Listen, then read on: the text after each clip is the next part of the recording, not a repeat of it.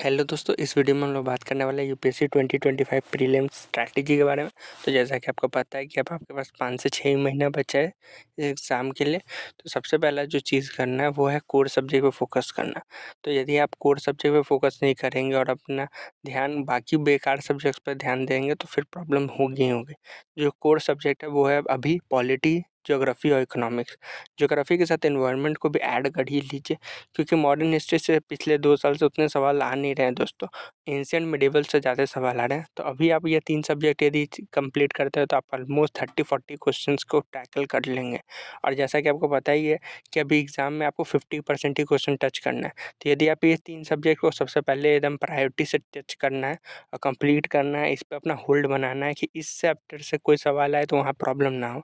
अभी आपका पढ़ने का भी अपना टाइम बढ़ा दीजिए। यदि आप पहले कम पढ़ रहे हो तो उससे 8 से 10 घंटा आपको पढ़ना होगा। कोई क्लासेस करने को पढ़ाई में मत जोड़िए, लिटरली आपको याद करना है, क्योंकि प्रीलिम्स जो एग्ज़ाम है वो लिटरली आप जितना ज़्यादा कवर करते हैं उसी पे है, क्योंकि कंपटीशन दिन पर दिन बढ़ते जा रहा है। इसके अलावा वीकली प्लानर का इस्तेमाल ज़रूर करें कि हर वीक का अपना प्लान बनाएँ और देखें कि आप कितना कवर कर रहे हैं और क्या कर रहे हैं। एक चैप्टर को यदि आप पर डे भी पढ़ रहे हैं तो आप देखिए कि 7 दिन के अंदर में क्या एक पूरा का पूरा सब्जेक्ट खत्म हो रहा है या नहीं। इसके अलावा करंट अफेयर्स के लिए मंथली मैगज़ीन अभी आप फॉलो कीजिए। पीटी 365 के लिए वेट मत कीजिए, क्योंकि जब वो पीटी 365 आता है तो बहुत लेट होता है। लास्ट में एकदम आप अपना कोर सब्जेक्ट छोड़ के सिर्फ करंट अफेयर ही करते रहते हो। तो इसलिए अभी आपके पास टाइम है, तो हर महीने टारगेट बना लीजिए कि हमको 2 करंट अफेयर मैगज़ीन कंप्लीट करना है। और यदि आप फॉलो नहीं कर रहे हैं कोई भी करंट अफेयर मैगज़ीन तो जल्दी से जल्दी उसे ख़त्म कीजिए।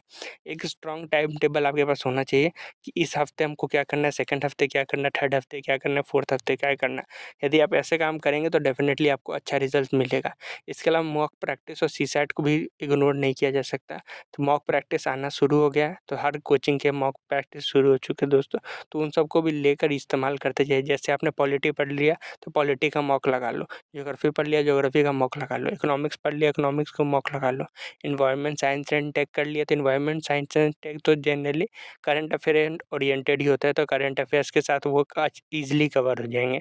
इसके अलावा आप मॉडर्न हिस्ट्री को कवर करना है और बाकी सब्जेक्ट को कंप्लीट करना है। पर जैसे-जैसे आप कंप्लीट करते जाओगे, मॉक लगाते जाओ, इग्नोर नहीं करना है। सीसैट को तो एक बिल्कुल ही गलती से भी इग्नोर नहीं करना है। यदि आपका सीसैट का बैकग्राउंड नहीं है, तो 1 घंटा डेफ़िनेटली सीसैट को दो, प्रैक्टिस करो और उस पर डेफ़िनेटली जल्दी से जल्दी कवर कर लो। सिलेबस कंप्लीट करना है दोस्तों, कोई एरिया को छोड़ नहीं देना है, ठीक है? यदि आप एरिया को छोड़ने जाओगे तो फिर आपको हो सकता है कोई ईज़ी जो सवाल होगा वो भी आपसे छूट जाएगा। तो ऐसा नहीं करना कि कंप्लीट छोड़ दो।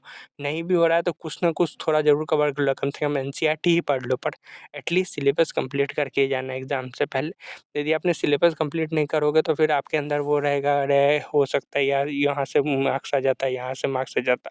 तो अपने मन में कोई गिल्ट नहीं रखना है, सिलेबस अच्छे से कंप्लीट करना है, कोर सब्जेक्ट पे पूरा अच्छे से ध्यान देना है। तो 3 सब्जेक्ट जो मैंने बताया वो कोर है, उस पे अच्छे से ध्यान दोगे डेफ़िनेटली आपको अच्छा रिज़ल्ट देखने को मिलेगा। अपना बहुमूल्य समय देने के लिए धन्यवाद। Thank you.